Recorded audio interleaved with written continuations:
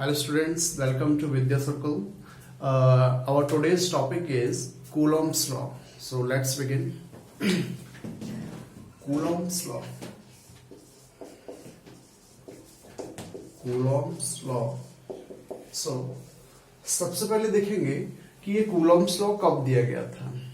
Coulomb's law was given in the year of 1785. 1785 में इस नियम को दिया गया, इस लॉ को दिया गया. किसके द्वारा दिया गया? Sir Charles Augustin de Coulomb. Sir Charles Augustin de Coulomb ने दिया था, जो कि एक फ्रांसीसी साइंटिस्ट थे. ठीक है, अब हम पढ़ते हैं कि ये होता क्या है, इसका स्टेटमेंट क्या होता है. तो देखिए, first of all, let's take or assume there is a charge q1 and इससे small distance r पर एक दूसरा पॉइंट चार्ज है क्या? q2. क्या है? q2. सबसे पहले हमें यह पता होना चाहिए कि कूलॉम्स लॉ हमेशा स्टैटिक रुके हुए चार्जेस के बीच में अप्लाई होता है, और ये 10 to the power -15 मीटर से कम डिस्टेंस पर हम इसको अप्लाई नहीं कर सकते. ठीक है, मतलब जो मिनिमम डिस्टेंस इसको अप्लाई करने का होना चाहिए वो कितना होना चाहिए? 10 to the power -15 मीटर का होना चाहिए. तो क्या बोलता है कूलॉम्स लॉ? कूलॉम्स लॉ बोलता है कि if 2 point charges q1 and q2 are placed at a distance r between them, यदि दो पॉइंट चार्ज q1 q2 मान लिए जाए, जो कि कैसे हो? स्टैटिक हो, उनके बीच का डिस्टेंस, स्मॉल डिस्टेंस मान लिया क्या है? r.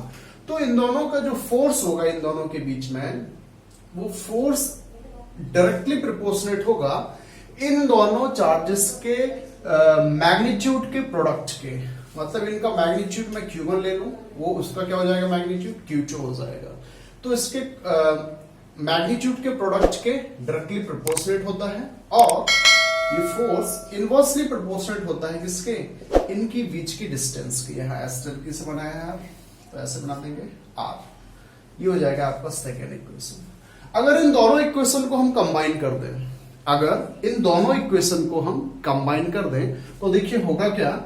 इन दोनों इक्वेशन को कंबाइन करने पर मुझे एक नया इक्वेशन मिलेगा. क्या? q1 q2 upon r square. ये हो जाएगा आपका थर्ड इक्वेशन. क्या हो जाएगा? थर्ड इक्वेशन हो जाएगा. क्या मिला नया equation? f is directly proportional with q1 q2 upon r square.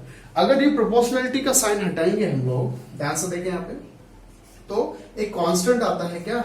k. q1 q2 upon r square. इस k का नाम क्या है? इस k को बोला जाता है इलेक्ट्रोस्टैटिक कांस्टेंट. क्या बोलते हैं? k को बोलते हैं electrostatic force constant. Force constant बोला जाता है. अब बात करनी है हमें किस पे? k पे करनी है. अब देखिए यहां पे k जो है, k depends on medium. Depends on medium. के किस पे डिपेंड करता है? मीडियम पे डिपेंड करता है. कौन सा मीडियम? किस मीडियम की बात चल रही है? q1 q2 जिस मीडियम में रखे गए हैं उस मीडियम की बात चल रही है यहाँ पे. तो देखिए, अगर q1 q2 को आपने एयर या वैक्यूम में रखा है, यहाँ पे हम दो केस बात करेंगे. केस 1 जो है, if q1 and q2 are placed in air. अगर उन दोनों को एयर या वैक्यूम में रखा जाए, तो k का वैल्यू जो होता है वो होता है 1/4πε0. इस वैल्यू को हम आपके ये जो इसको हम फोर्थ इक्वेशन बोलते हैं, या इसको हम थर्ड मान लेते हैं. ठीक है, ये आपका थर्ड इक्वेशन हो जाएगा. तो इसको हम थर्ड इक्वेशन में पुट करेंगे. अगर थर्ड इक्वेशन आपको दिख रहा होगा, F इक्वल्स टू क्या लिखा है? k q1 q2 upon r square. तो देखिए यहां से फोर्स का फॉर्मूला निकल के आ जाएगा 1/4πε0 q1 q2 upon r square. Unit क्या हो जाएगा? न्यूटन हो जाएगा. यूनिट क्या हो जाएगा? न्यूटन हो जाएगा. नाउ अगर केस 2 की बात करें, ध्यान से देखेंगे, केस 2 में क्या लें, अगर हम एयर वैक्यूम की जगह कोई दूसरे मीडियम की बात करें, हम मान लेते हैं कि Q1 Q2 अगर एयर में नहीं है, किसी दूसरे मीडियम में है, तो केस 2 किसके लिए हो जाएगा, for another medium, for another medium. Another medium के लिए जो आपका K का वैल्यू हो जाएगा वो होता है 1/4 पाई एप्सिलॉन। क्या होता है, 1/4 पाई एप्सिलॉन। यहां पर एक टर्म आया था एप्सिलॉन नॉट। एप्सिलॉन नॉट को बोलते हैं परमिटिविटी ऑफ फ्री स्पेस, मतलब हवा या निर्वात की विद्युतशीलता।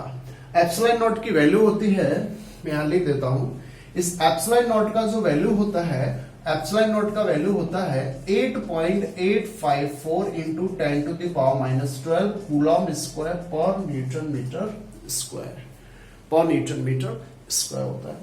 और एप्सिलॉन क्या है, अकेला epsilon, it is the absolute permittivity of the medium, या माध्यम की निरपेक्ष विद्युतशीलता जिसे हम बोलते हैं। तो इस वैल्यू को हम कहां रख देंगे, इक्वेशन नंबर 3 में रख देंगे, तो आपको फॉर्मूला मिल जाएगा 1/4 pi epsilon Q1 Q2 upon r square. ये फॉर्मूला जो है आपको मिल जाएगा। यूनिट क्या हो जाएगा, न्यूटन हो जाएगा। यूनिट क्या हो जाएगा, न्यूटन हो जाएगा। अब यहां पे हमें एक हल्का सा चेंज करना है, ध्यान से देखेंगे, हल्का सा चेंज करने वाले हैं हम लोग। देखें क्या करने वाला हूं मैं, कि जो आपका एप्सिलॉन जो होता है, the value of epsilon, epsilon equals to होता है epsilon not into epsilon r. क्या होता है, एप्सिलॉन इक्वल्स टू होता है epsilon not into epsilon r. Epsilon is what, permittivity, absolute permittivity of any medium. This is the permittivity of free space and this is the relative permittivity, या इसी को बोला जाता है डाइलेक्ट्रिक कांस्टेंट। तो इसको हम एप्सिलॉन आर से भी लिखते हैं और के से भी लिखा जाता है, मतलब और करके इस फॉर्मूले को आप epsilon equals to epsilon not के भी लिख सकते हैं, दैट इज ऑल्सो करेक्ट। ठीक है क्या, के क्या है, के इज डाइलेक्ट्रिक कांस्टेंट, या इसी को हम बोलते हैं रिलेटिव परमिटिविटी। ध्यान रखना, तो चाहे इस फॉर्मूले को हम यूज करें, चाहे हम इस फॉर्मूले को यूज करें, फॉर कन्वीनियंस मैं इसको प्रेफर करूंगा, ठीक है, जो कि ज्यादा यूज में रहता है। तो एप्सिलॉन की जगह एप्सिलॉन नॉट इंटू के रख देंगे, तो इस इक्वेशन में एप्सिलॉन की जगह पुट कर दीजिए, तो force equals to F equals to आ जाएगा। क्या आ जाएगा, एफ इक्वल्स टू आ जाएगा, देखिए 1/4 पाई एप्सिलॉन नॉट के into Q1 Q2 upon r square, upon r square. तो ये हो जाएगा क्या, force between 2 point charges when they are placed in another medium. If 2 point charges Q1 Q2 are placed in another medium or rather than air or vacuum, then the force between them will be 1/4 pi epsilon naught k Q1 Q2 upon r square हो जाएगा। क्या हो जाएगा, Q1 Q2 upon r square हो जाएगा। अच्छा अब अच्छा, तो ये हमने देखा क्या, कूलॉम्स लॉ।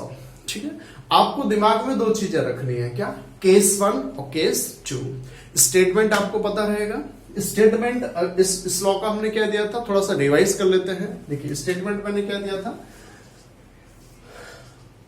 अगर Q1 ये है और ये क्या है Q2, इसके बीच का डिस्टेंस क्या था R। तो आप इसके स्टेटमेंट वाइज कैसे बोलोगे, अगर देखें तो जरा बोले कि if the force of attraction और फोर्स ऑफ रिपल्सन, देखिए इनके बीच में फोर्स ऑफ अट्रैक्शन भी लग सकता है और फोर्स ऑफ रिपल्सन भी लग सकता है। ये डिपेंड करता है किस चीज पे डिपेंड करता है, कि whether both are like charges और अनलाइक चार्जेस। मतलब ये दोनों, देखिए ये भी पॉजिटिव है, ये भी पॉजिटिव है, तो पॉजिटिव चार्ज के बीच में क्या होता है, रिपल्सन फोर्स वर्क करता है। And suppose it is positive and if it is negative then attraction force will be there. इनके बीच में क्या वर्क कर गया, अट्रैक्शन फोर्स होगा। इसका स्टेटमेंट के फॉर्म में हम कैसे लिखेंगे कि द फोर्स ऑफ अट्रैक्शन और force of repulsion between 2 point charges if they are placed in air or vacuum is directly proportionate to the product of their magnitude and square of distance between them and square of distance between them.